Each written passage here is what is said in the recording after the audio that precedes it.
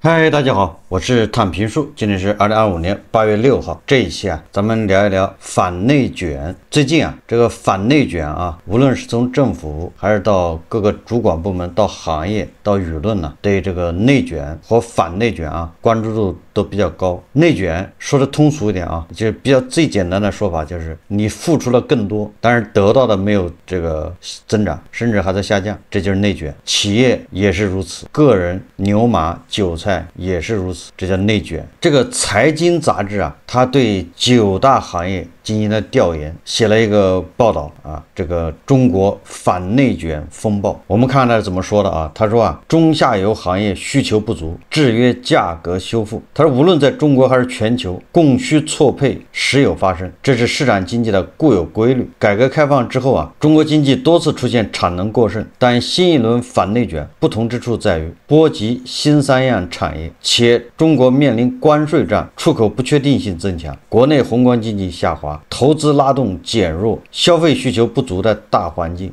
首先谈的是光伏行业他说光伏行业反内卷是各方关注的焦点。隆基光伏科技的一位工作人员向财经介绍，他说2022年底到2024年，地方政府招商引资，大力激励光伏产业发展。江苏和浙江的光伏企业，内蒙古、云南、四川、新疆的硅料硅片企业产能上得过快，然而全球需求发展稳定，每年增速可能在20-30%左右，导致价格出现剧烈波动。目前光伏组件价格可能腰斩，这个实际上大家都清楚跟我们目前的这个财税制度有关系。因为我们主要是增值税嘛，就是在生产端收税，在生产端收税呢，就是各个地方政府都会依据各自的这种得天得厚的这种条件，便利条件，然后疯狂的招商，对吧？上产能，因为你生产越多，你税越多地方政府的发展，对吧？考核是看 GDP， 这 GDP 也是你生产越多 GDP 越多所以这个产能过剩就成了一个必然。产能过剩就会导致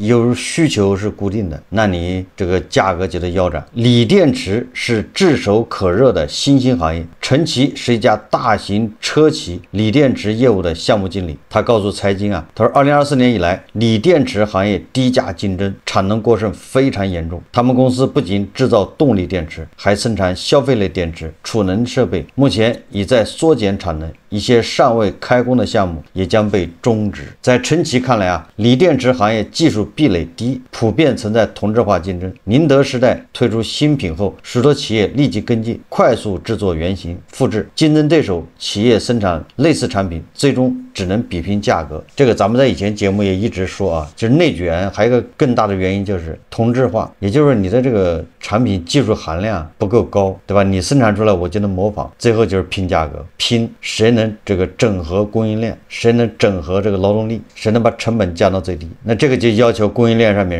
人人都得出血，就是要求员工，对吧？更得卷。所以有的时候像这种企业，它利润越高，反而意味着它对上游的供应商、对下游的经销商、对自己的员工这个压榨就更厉害。你只能说明这个因为它没有技术含量嘛。他说，然而落后产能可以淘汰，新兴产能过剩如何解决？创造消费需求才是更要紧的问题。这个中泰证券首席经济学家李迅雷他说如果只是压缩供给，淘汰过剩产能，而不是扩大需求，那么大部分大宗商品价格还是难以持续回升。与10年前的供给侧结构性改革相比，中国已经从房地产上行周期步入下行周期，经济收缩的压力大于扩张的压力，故 PPI 由负转正，仅仅靠反内卷是不够的，还得靠需求的扩张，发挥中央财政加杠杆功能。这个造纸行业的挑战更多体现在需求端。广东李文造纸公司的相关负责人向财经介绍说，造纸主要是按客户订单生产，没有订单就不生产，基本上没有库存堆积。造纸就像做蛋糕一样，客户要求添加什么就添加什么，按客户要求做，低价竞争不算太明显。中低端产品可能会打价格战，中小企业产品单一，利润率比较低，但高端产品基本没有什么价格内卷压力。不过这家公司目前也在降本增效，在造纸的添加料上进行改进，节约成本，最大化利润。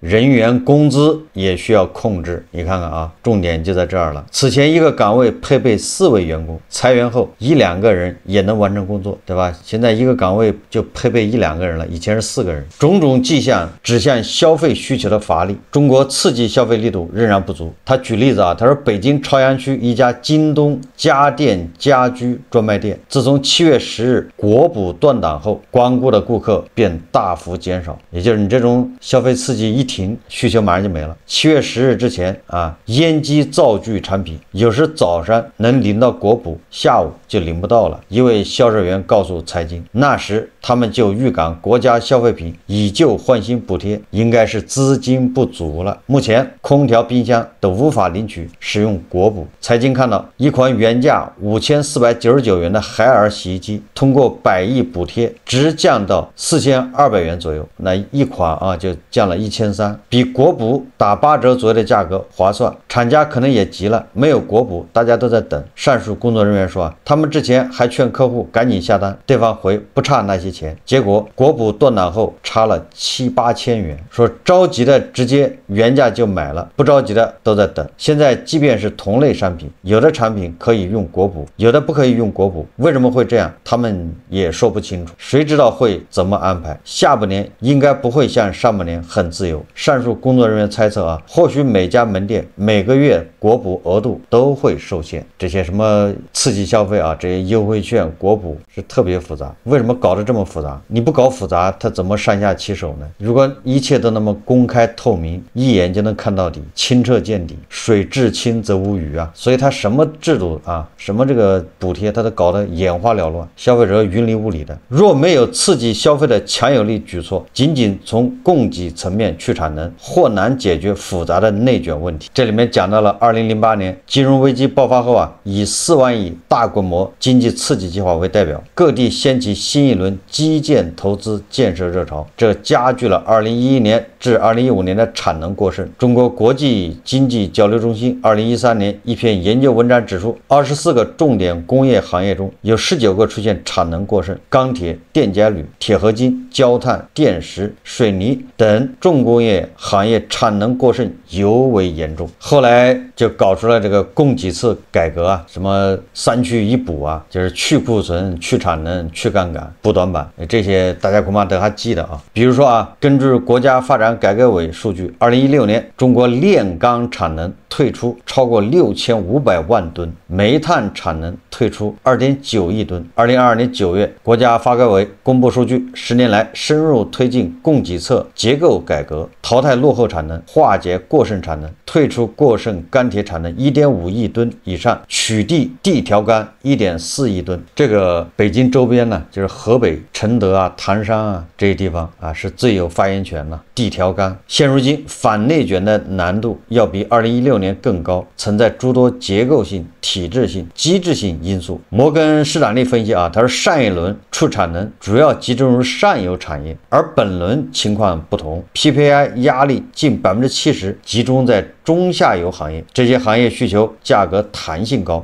终端需求疲弱时，向下传导价格困难。他说，目前高频数据显示，原材料价格上涨难以立刻引发全局性再通胀，且价格反弹可持续性存疑。不少经济学家建议啊，他说反内卷政策必须避免过度投资，增强消费需求，才能走出当前的困境。物价下跌啊，行业内卷，这个在其他国家啊，这个也是屡见不鲜，对吧？这不是咱们唯一遇到的问题。比如说啊，美国大萧条期间，就是1931年到1932年，物价年降幅达到10%，但美国仅用4年时间就走出通缩。日本呢，在1992年到2021年30年间，日本 CPI 同比增速年度啊均值是0.3%，其中仅有2014年一年超过2%的调控目标，也就是它30年基本上都是在这么一个通缩状态，更有16个年份处于零或负增长，这被经济学家称为慢性通缩啊，或者叫日本经济陷入失去的30年，就是美日啊都经历过。日本汽车行业同样经历了从繁荣到内卷的过程，在20世纪70、80年代，日本汽车业一度占据全球30%的市场份额。石油危机后，小型节能车更是畅销美国。然而，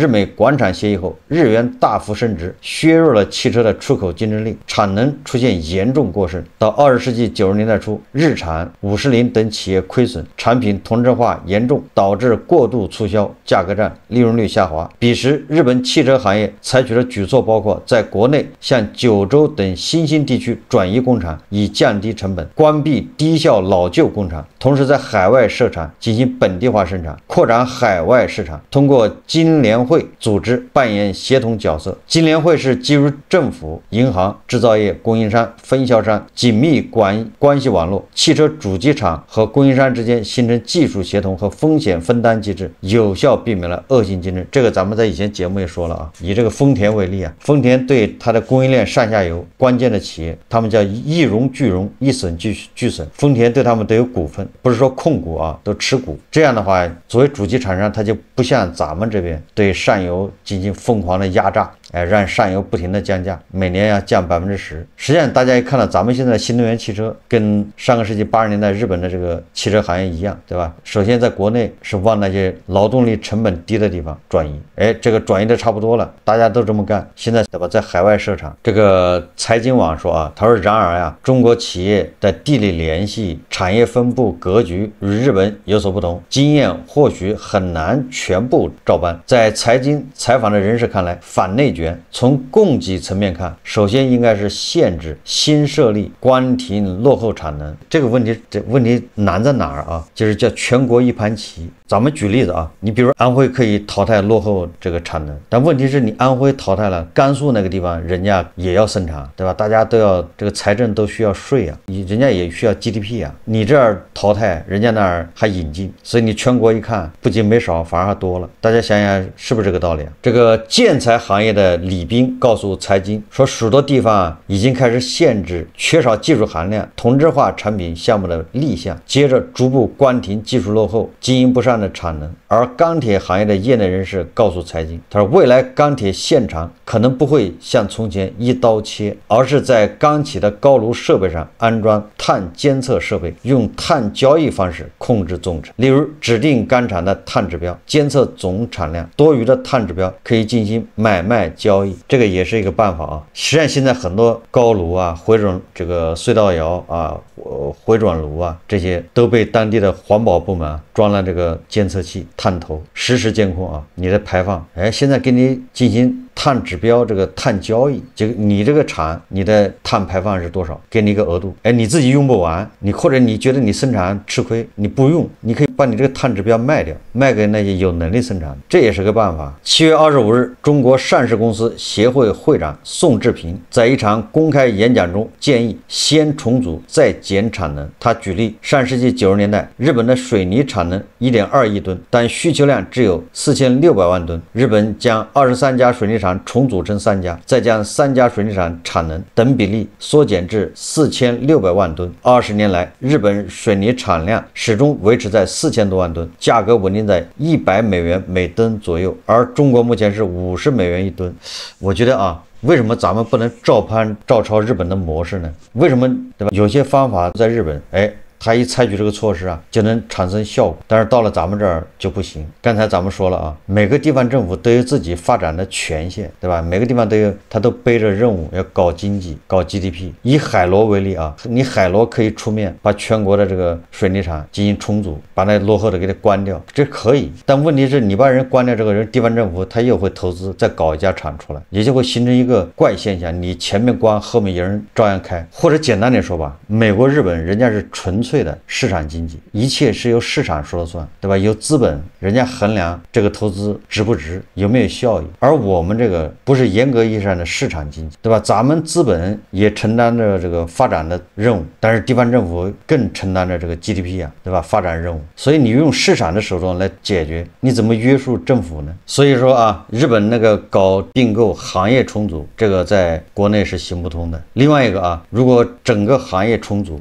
一个行业重组独尊1、2家或者2、3家，那你这个有涉嫌垄断呢。这个宋志平指出啊，他说像水泥、钢铁、光伏等产品没有太大的价格弹性，降价是没有用的。一家企业降了价，其他企业也降，需求还是那些，因此要想产销平衡，必须限产。但限产后价格上来了，企业也有了扩产能的冲动，限产量和限产能还得同时进行，才能保住价格。宋志平认为，大企业必须带头自律，中小企业也不能做价格的破坏者。中国电解铝行业过去内卷的厉害，从2002年到2017年，先后进行了7次调控，但前6次都失败了，直到2017年才成功。电解铝行业确立的行业产能天花板为4500万吨，产能利用率保持在95%以上。过去8年，行业盈利上升，通威股份、大全能源等企业都在进行减产能、减产量。你看啊，这个上海交通大学的这个教授啊，黄少清他就认为了，他说内卷式竞争出现的根源在于地方政府的不当干预，对吧？你这边日本、美国是市场经济手段来解决，你把这一套学来了，市场经济，但是地方政府它不是市场经济啊，人家还干预啊，还通过财政补贴，通过各种招商引资优惠政策。你看啊，说地方政府的各种补贴和产业基金正是市场供需失衡的重要推手啊，这个我觉得重点是这个啊。地方政府热衷扶持同质化产业，一是增值税是地方财政收入的主要税种，二是扭曲的政绩观，也就是 GDP， 对吧？你只要这个钱投下去了， GDP 就上来了，这个是显而易见的。但是至于后面运营能不能赚钱，对吧？成本多高，贷款能不能还得起，那是以后的事情。所以这就会导致这个地方政府这个隐性债啊飙升呢。地方政府往往盯着中央的产业政策目录，却没有基于比较优势，因地制宜发展本地产业。所以全国各地都搞新能源汽车，对吧？什么火搞什么。现在人工智能火，这都搞人工智能，每个地方政府都搞这样的产业园，拿土地出来配套，光土地还不行啊，然后他搞什么政策优惠、政策补贴，光政策补贴还不行啊，所以他搞产业基金、引导基金。然后这些厂商也学精了，哪个地方政策好去哪儿，对吧？你比如说比亚迪，它在陕西，对吧？在安徽，还在什么都有厂，它全国各地不少工厂。哎，什么时候你这个天津啊，你出台更优惠的措施，那行，我去你那儿投100亿，对吧？上马一个这个生产线，一年能50万辆汽车。这个陈奇举例子啊，他说锂电池产业经常在各地建厂，例如河南、湖北的2、3线城市，地方政府非常喜欢锂电池项目，出台各类补贴政策，例如降低土地获取成本或减免车辆税收等。然而忽视锂电池的市场需求，最终导致过剩。也就是地方政府它不在乎卖不出去啊，对吧？因为你在我这生产，又不是卖到我这儿，你是全国卖嘛，对吧？大家都希望你在我这儿生产，然后在上海卖去。企业起初会因为政府补贴大规模扩产，但随着产能过剩和盈利状况恶化，后续可能会关闭部分产线，并且裁员。说近期陈奇所在的企业以及宁德时代等大型锂电池企业都在裁员，开始是降薪或降福利，后续则是部分业务团队裁减。也就是大家知道了企业为什么要扩产能，对吧？也不是企业头脑发热，都是跟着各个地方政府的这些政策。这个黄少清认为啊，财税关系的调整是关键，唯有如此才能改变对地方政府的激励机制。说如果地方政府的财政收入转为以物业税为主，将极大的激励地方政府改善营商环境、治安环境，加大知识产权保护。此外，地方政府的经济决策权和干预权很多时候是通过地方立法和设立行政审批权等方式自我赋予的。建议中央可以对各地的行政审批事项进行逐一审核，即便反内卷行动在供给端的调整逐一落实到位，能否实现物价回升，也就是这个结束通缩啊，这个仍未可知。如李斌提醒的，国企央企拥有话语权甚至定价权，在价格谈判中拥有不可忽视的优势。尽管从供需关系看，供应量少了，需求量不变，价格就会上升，但建筑行业已经形成了全产业链内卷的模式。现在总包方特别是甲方都是国企，议价权非常高，短期内很难改变不平等的市场博弈关系。即使民营企业去掉产能，甲方仍可能去寻求更低廉的价格。2025年乃至2026年，中国反内卷的关键在于需求端啊，又是以日本90年代经验为借鉴。说大公国际的研报指出啊，私人部门资产负债表衰退，政府债务负担过重及人口老龄化加剧，是日本深陷长期通缩困境的根本原因。而社科院世界经济与政治研究所副所长张斌引用日本学者观点指出，2013年实施了安倍经济学之后，日本开始走出通缩困境，平均通货膨胀率、失业率、房价、股票价格指数等指标均明显好转。说安倍政府啊提出的3支箭分别是宽松的货币政策、灵活的财政政策以及结构性改革。这个张斌他认为啊，在面对需求不足时，最直接有效的解决措施是让人们手头有更多的钱，并且愿意花钱。他说，张斌说啊，截至2024年6月左右，中国居民部门有230万亿的家庭资金，涵盖股票、银行存款、理财产品等形式。说平均每个家庭资产是46万元，但是中位数会比这一数字低很多。我们每个家庭啊，平均的资产是46万。他没说这个房子啊，他指的是金融资产、股票、银行存款、理财产品。事实上，能够达到46万这个家庭资产的恐怕非常少啊。说因此啊，核心不是居民不愿消费，而是中国家庭资产不足的问题。张斌认为啊，无论是采取积极的财政政策，还是实施积极的货币政策，力度越大，行动越快，效果越好。拖延只会让问题加剧，使得经济衰退对经济个体的心理和行为造成长期负面影响。说伤疤效应更加严重，短期之内国补亟待蓄力扩围。上海财经大学校长刘元春指出，说2025年3000亿元超长期特别国债资金用于支持消费品以旧换新，这一数额相较50万亿社会消费品零售总额的盘子比还是比较小。如果加上服务消费，中国消费大盘子规模在80万亿左右。刘元春建议将补贴规模由3000亿扩大至5000亿以上，可充分的弥补消费缺口。问题是你这种补贴啊，无非是拔苗助长，补贴一停，那需求又没了。为什么投资动辄10几万亿？比如说修水电站，对吧？修这个宏伟的工程、重大工程都是动不动多少万亿，却对改善民生的账算得很细。这个是国务院发展研究中心副主任刘世锦啊，他的观点。这个确实啊，你给农民啊，这个养老金一涨20%，而且这还是一个，对吧？作为一个惠民工程，作为一个什么还要宣传。涨20%，对吧？但是那些宏大的工程，造个桥梁几千亿，修个大坝多少万亿，好像这些都是大手一挥，主重若轻呢，对吧？一到给农民提高一下待遇，那就账就算得非常细了。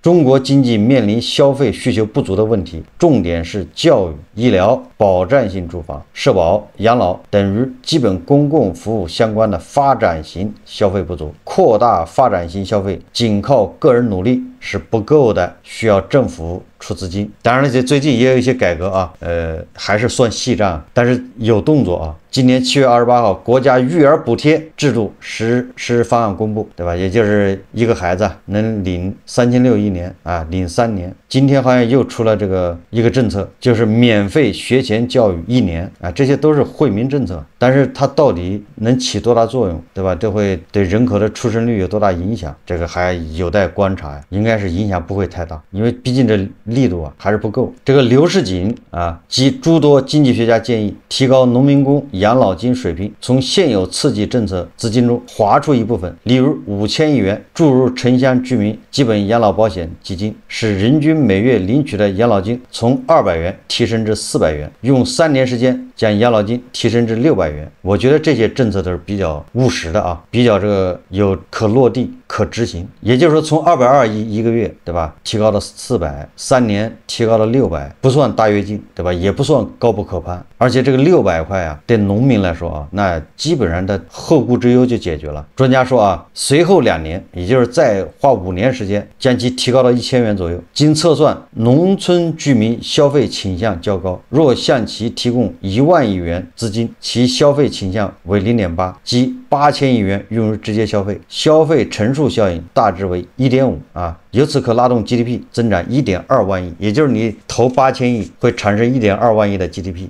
这个账还是可以的。但是我认为啊，你提高农民的这个养老金啊，你提高到1000块钱一个月，这个账不能简单这么算。实际上大家都知道啊，信心比黄金要宝贵。如果农民的这个退休金到1000能稳住的话，实际上这就给现在的很多这些农民工啊看到希望，哎，他就敢花钱，因为他老了有人管了，对吧？现在都已经1000一个月了退休金，所以说这个6、7亿或者7、8亿这个农民群体啊，对吧？他们的消费就会被激活，而他们还有很多要消费的地方，旅游，对吧？餐饮、电子、汽车，他们有很大的消费潜力。他为什么不消费呢？一当然是收入不行，不允许；第二，最主要的是他有后顾之忧啊，养老啊，对吧？尤其是这些农民工、农村的养老是一个特别大的问题。所以我说啊，如果你农民的这个退休金能到1000，这个就不是简简单单说拿1000的这些农民消费多少的问题了，它就是一个信心问题啊。摩根士丹利认为啊，可持续解决方案在于果断地从供给侧宽松转向，实现经济从投资向消费的再平衡。他说，中国增长模式需要4个关键转变：首先是停止那些关键行业创造新的过剩产能，以避免加剧通缩挑战；其次，削减关闭现有过剩产能，确保所有行业总体上能产生合理的资本回报率，接受较低的实际 GDP 增长目标，削减过剩产能导致实际 GDP 增长放缓。这个摩根士丹利啊，他预计啊，从2025年秋天开始，也就是从9月份开始啊，部分行业可能出台更明确的产能整合或退出方案。他说，但这些措施在初期仍以触及现象为主，如行业整顿、供给侧整合，对于内卷背后的本质问题，如政绩评价体系、财税机制、社会保障政策等，要改变地方政府为投资规模、制造业激励模式实现全局性突破，可能要等到“15+5”规划，甚至更深层次结构性改革配套。也就是说啊，短期没希望，因为这个就是制度导致的。你可以行业可以整合，可以去产能，对吧？可以把那落后产能淘汰掉，关停并转，没问题啊。但是它就会出现一个怪象，你前面你在关停并转，后面人家政府又招商引资接着干，反而形成更大的浪费。说财经采访的人士亦提醒，粗放式去产能可能会对地方经济造成较大的伤害，应当针对不同行业及当地经济的发展特点，制定相应的引导政策。例如，沿海地区产业的科技含量较高，西部内陆地区产业技术含量相对较低。但是欠发达地区也要发展经济，不能一刀切。哎，这就是中国的国情呢，对吧？你不能不让甘肃那边发展呢。以服装业为例吧，对吧？蹬缝纫机这玩意没什么科技含量，但是你说甘肃那边它不需要蹬缝纫机吗？多搞几个蹬缝纫机的厂，它能解决很多就业啊，对吧？给当地的人能带来一些饭碗。